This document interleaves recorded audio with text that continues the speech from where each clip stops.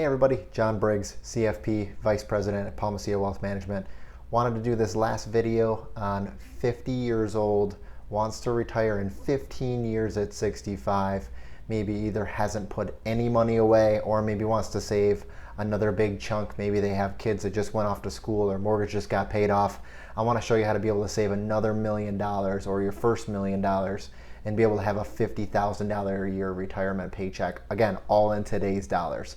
So if you're looking at $1 million, retirement's not that far away. If you use a 1.5% inflationary number, which I use as a pretty big standard in our firm, you need to save actually $1.25 million, so $1.25 million. So if you think about that number, it's pretty daunting, right? 15 years to be able to save $1 million, which in future dollars will be $1.25 million. I'll put on a later video here, and there'll be more videos that you'll see with lower dollar values. And you can obviously always split this dollar value in half and save $500,000, which is better than nothing, right? You may have zero right now, so that may be a huge increase. So for those that haven't saved, let's start by saying this. The key to saving is consistent savings.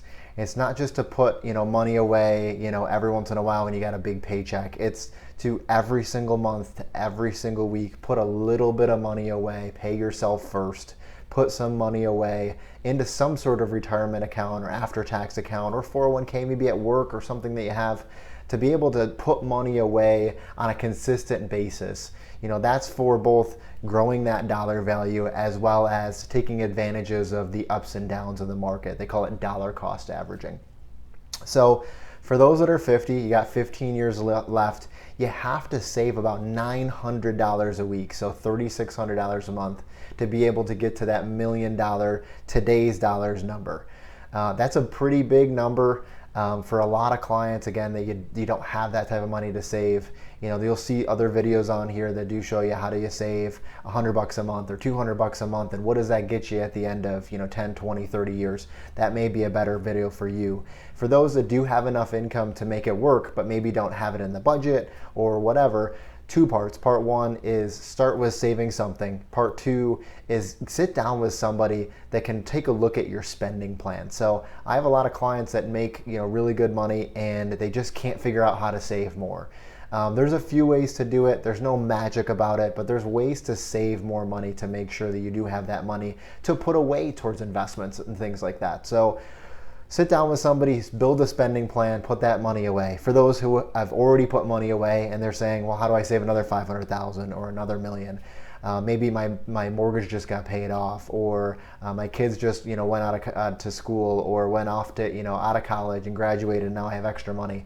$900 a week would get you to $1 million. $450 a week would get you to $500,000, and that might be the right target. So for the $1 million number, $50,000 a year, I think, is a pretty reasonable expectation from this $1 million, and I'll tell you how I get to that.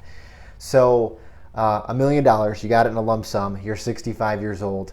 If you put it in the bank and you got zero interest, which is basically what you're getting these days, if you got zero interest, you'd be able to take 20 years worth of payments off of that $1 million and be able to take 50 grand a year, like I said, for 20 years.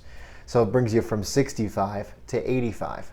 If you were able to put that into something, and there's things like that out there today, and they may be there and they should be there, hopefully, when the time comes to do it. But if you could find something that offered you 2, 3, 4%, let's use 3 as a normal number with very low risk, that would actually give you 31 years worth of payments. So from age 65 all the way to age 96.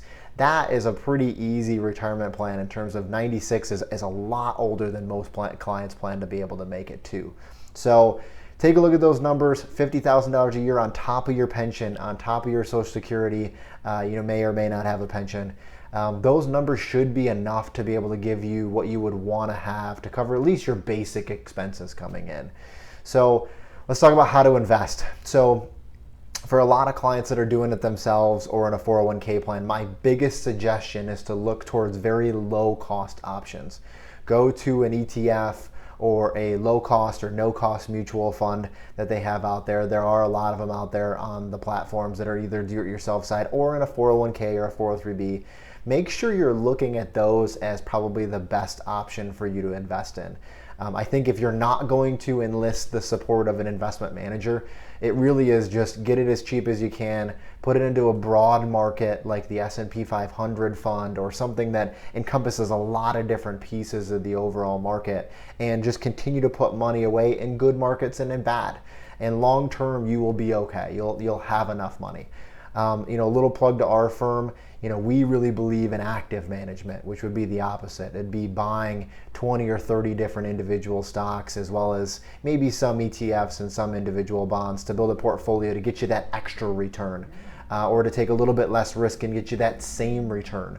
So, if you have money that's in a 401k or an IRA that you self-manage, or a non-retirement account, let us help you get that little bit of extra alpha and maybe bump this from a 7% expectation to 8 or 9.